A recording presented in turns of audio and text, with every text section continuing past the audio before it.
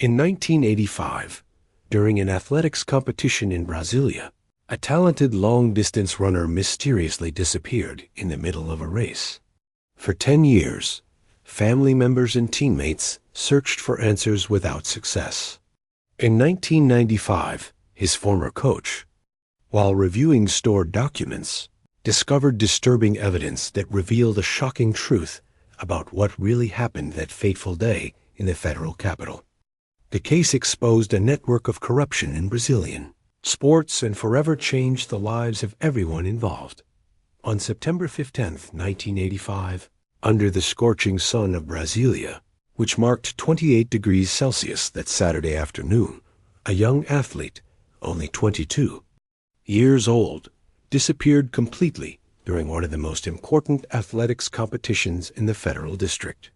Ricardo Santos, a long-distance runner known for his dedication and natural talent, simply vanished into thin air during the 10,000-meter race, leaving behind only unanswered questions and a family desperate for news. At that time, Brasília still carried the aura of a young city, built with the dreams of modernity of the government of Juscelino Kubitschek. The national stadium, where the competition was taking place, was packed with spectators who came to watch what would be the biggest sporting event of the season in the capital. The dry climate typical of Brazil's Cerrado made the air heavy, and athletes faced not only each other, but also the challenging conditions of the Central Plateau.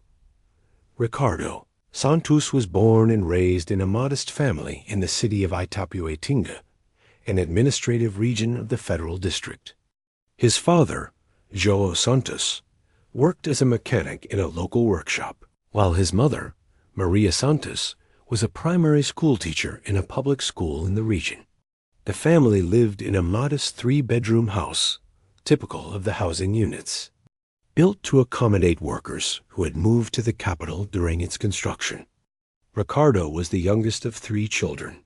His older sister, Ana, was 24 years old and worked as a secretary at a federal government agency. His middle brother, Carlos, 23, had followed in his father's footsteps and also become a mechanic. Ricardo had always been different from his siblings. From a young age, he showed boundless energy and a natural passion for running. Discovered by chance during a school competition at the age of 16, Ricardo caught the attention of coach Antonio Ferreira, a former athlete who had represented Brazil in international competitions in the 1970s.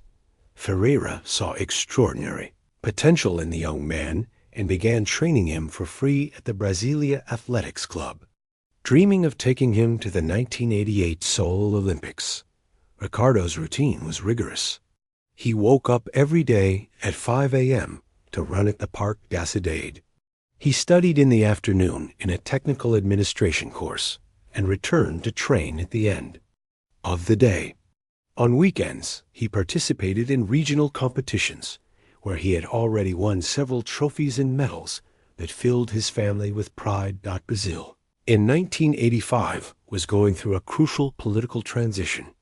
The country had just emerged from military dictatorship and was breathing in the air of the new republic, with José Sarney assuming the presidency after the death of Tancredo Neves. It was a time of hope, but also significant economic challenges, with inflation reaching alarming levels. In the sporting world, Brazilian athletics was undergoing a phase of renewal.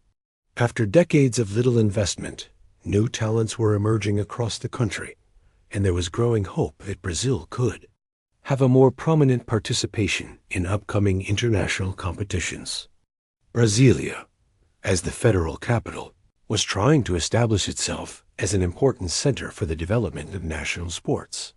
The athletics community in Brasília was small and tight-knit. Athletes, coaches, and officials knew each other personally, creating an atmosphere of camaraderie that made everyone feel like one big family. The Brasília Athletics Club was the heart of this community, frequented not only by athletes, but also by their families and sports fans. On the morning of September 15, Ricardo woke up at 5 a.m. as usual. Maria Santos vividly remembers preparing a special breakfast for her son: homemade bread, fresh fruits, and banana smoothie with milk. He was excited, but also nervous, as he would later recall. He said he felt that something important would happen. That day at 7 a.m., Coach Antonio Ferreira picked up Ricardo in his yellow Brasília, a typical car of the time. During the ride to the stadium, they discussed the race strategy. Ricardo was supposed to maintain a steady pace in the first 5,000 meters and then accelerate in the second half of the race, his specialty. They arrived at the National Stadium. At 8 a.m., the place was already buzzing with the activity of athletes, coaches, and organizers. Ricardo did his usual warm-up, stretching and some short sprints to prepare his body. At 9:30 a.m., he greeted his parents and siblings who had arrived to cheer for him. "I'm going to bring you a medal," he said, hugging each family member. The 10,000-meter race was scheduled to start at 10 a.m. 23. Athletes from various clubs in Brasília and the surrounding areas lined up at the start. Ricardo wore the blue and white uniform of the Brasília Athletics Club, with the number 15 painted in white ink on his chest and back. The starting gun fired promptly. At 10 a.m., Ricardo positioned himself in the middle of the pack, following his coach's instructions. The first laps went by normally, with the young man staying in the top 10 positions. His parents cheered him on from the stands, and everything seemed to be going according to plan.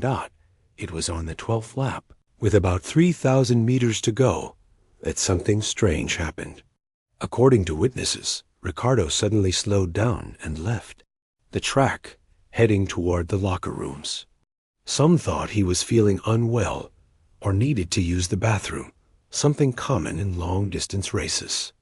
Antonio Ferreira, worried, left his position by the track and went after the athlete. When he reached the locker rooms, he found no sign of Ricardo. He searched the bathrooms, the hallways, and the medical station.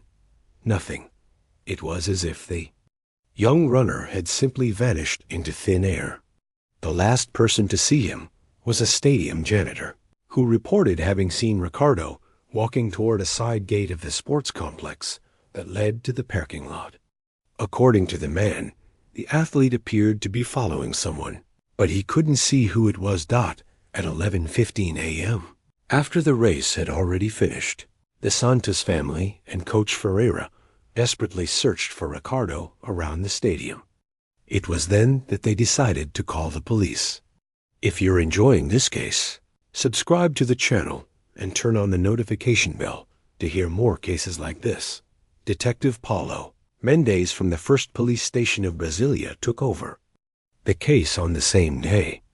An experienced man with 15 years in the police force, Mendes initially treated the disappearance as a missing person case, something not uncommon in a large city like Brasília. The first investigations focused on the perimeter of the stadium. The military police organized searches in the surrounding areas, including the Parque da Cidade and nearby Cerrado regions. Sniffer dogs were used, but failed to find any trace of the young athlete.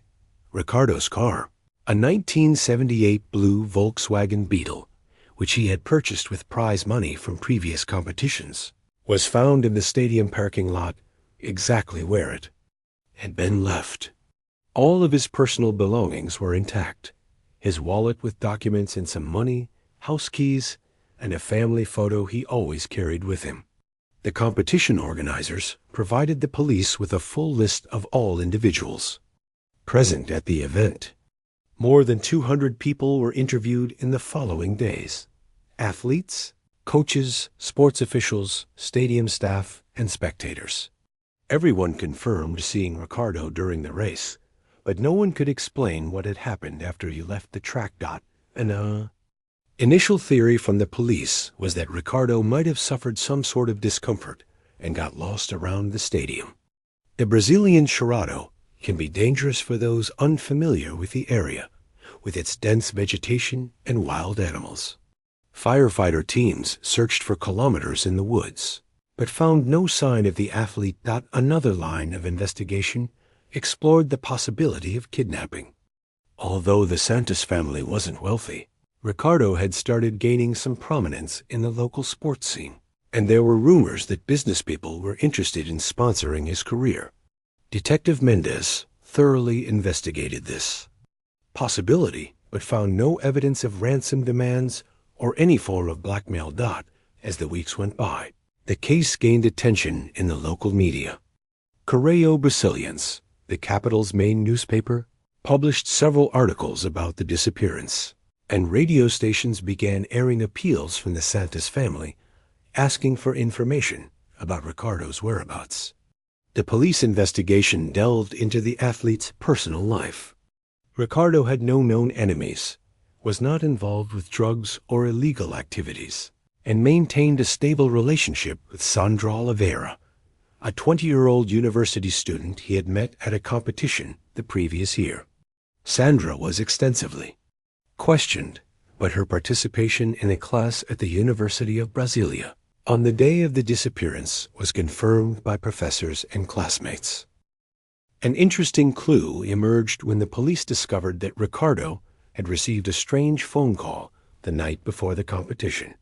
The call was made from a payphone near the stadium and lasted only 2 minutes. Unfortunately, the technology of the time didn't allow for detailed tracking of calls, and the investigation into this lead reached a dead end. Coach Antonio Ferreira became a key figure in the investigation. He knew Ricardo better than anyone in the world of athletics, and was determined to find out what had happened to his protégé. Ferreira personally hired a private investigator to help with the search. For months, he and the investigator traveled not only throughout Brasília, but also to nearby cities in Goiás and Minas Gerais, following leads and rumors of possible sightings of the athlete. One theory that gained traction was that Ricardo may have voluntarily abandoned his life in Brasília.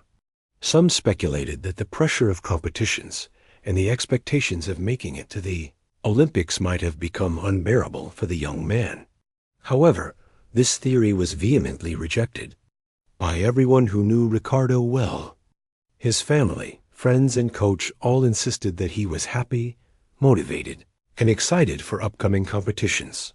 The police also investigated the possibility of involvement with organized crime. In the 1980s, the first drug trafficking networks began to emerge in Brasília, and there were rumors that some athletes were being recruited to transport illegal substances. However, this line of investigation did not produce consistent evidence. If you're enjoying this case, subscribe to the channel and turn on the notification bell to hear more cases like this. 10 years had passed since the disappearance of Ricardo Santos. The family had learned to live with the pain of his absence, though they had never completely lost hope of one day discovering the truth. Coach Antonio Ferreira had retired from athletics and worked as a physical education teacher in a public school in Brasília. In March PCQ, Ferreira decided to clean up his house.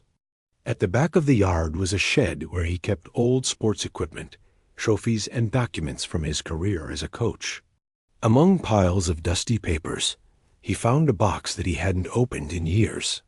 Inside the box, besides several newspaper clippings about past competitions, Ferreira found a file he had completely forgotten about. It was a collection of documents related to the organization of sports competitions in Brasília during the 1980s. While flipping through the papers, one specific document caught his attention. It was a copy of an internal letter from the Brazilian Athletics Confederation, dated August 1985, just days before Ricardo's disappearance. The document discussed irregularities in regional competitions and specifically mentioned an investigation into the manipulation of results in long-distance races. What shocked Ferreira completely was finding, attached to the letter, a list of athletes being monitored by the Confederation. Ricardo Santos' name was at the top of the list, circled in red ink, with a note next to it that read, "Resolved before September." Ferreira was paralyzed. Throughout all these years, he had searched for Ricardo, imagining all sorts of possibilities, but he had never considered that the disappearance might be related to the official world of athletics. He immediately took the documents to the police. The reopening of the case in 1995 brought to light a disturbing reality about Brazilian athletics in the 1980s. The detective responsible for the new investigation, Carlos Alberto Souza, uncovered a complex web of corruption involving sports officials, coaches, and even some athletes. According to the investigations, there was a scheme to manipulate the results of regional competitions. Some sports officials had established an illegal betting system based on race results. Promising athletes were approached and pressured to collaborate with the scheme, deliberately losing some competitions in exchange for financial benefits. Ricardo Santos had been approached by the scheme a few weeks before his disappearance. However, unlike other athletes who agreed to participate, Ricardo firmly refused any involvement. More than that, he had threatened to report the scheme to the authorities. The investigation revealed that the mastermind behind the scheme was Mario Augusto Silva, an official from the local athletics federation who also organized sporting events. Silva had important political connections and had built a respectable reputation in the Brasília sports community. Behind this facade, however, operated a criminal network that moved considerable sums of money through manipulated bets. When Ricardo refused to cooperate and threatened to expose the scheme, Silva realized that the entire operation was at risk. The athlete had enough credibility to be taken seriously by the authorities, and his report could destroy years of criminal activity. It was then that Silva decided to take drastic action. On the day of the competition, Silva hired 2 men to speak with Ricardo. The initial plan was to intimidate the athlete and force him to change his mind about reporting the scheme. The men approached Ricardo when he left the track during the race, saying they had an irresistible proposal for him. Ricardo was led to car parked near the stadium, believing it would be just a quick conversation. However, when he realized he was being kidnapped and that the threats were real, he tried to resist. During the ensuing struggle, Ricardo was seriously injured. Desperate, the kidnappers took the injured athlete to a secluded area on the outskirts of Brasília. Ricardo did not survive his injuries and passed away a few hours later. His body was buried clandestinely in a dense forested area, where it remained hidden for all these years. Based on the evidence found by Antonio Ferreira and the new investigations, the Brasília justice system opened criminal proceedings against Mario Augusto Silva and his accomplices. The case gained national attention, exposing the corruption that existed in Brazilian athletics at the time. Silva, confronted with the evidence, initially denied any involvement. However, when one of the men he had hired decided to cooperate with the authorities in exchange for a reduced sentence, the entire truth came to light. The accomplice revealed the approximate location where Ricardo's body had been buried. In September 1996, 11 years after his disappearance, the remains of Ricardo Santos were found in a Cerrado area about 30 kilometers from Brasília. Identification was made through dental records and some personal items that were still with the body. Mario Augusto Silva's trial lasted 2 years. During the proceedings, shocking details were revealed about the extent of the corruption scheme in athletics. Several other cases of manipulation were uncovered, and some athletes who had mysteriously quit their careers in the 1980s revealed they had been victims of blackmail and intimidation. Silva was sentenced to 25 years in prison for qualified homicide, forming a criminal gang and corruption. His accomplices received lesser sentences, ranging from 8 to 15 years. The case resulted in a complete overhaul of the administrative structure of athletics in Brasília and Brazil, with new mechanisms for oversight and control. The case of Ricardo Santos had a profound impact on the Brazilian sports community. It revealed how corruption can infiltrate even the environments that should represent the highest values of sport: fair play, dedication, and honesty. The Santos family, although devastated by the confirmation of Ricardo's death, found some solace in finally knowing the truth.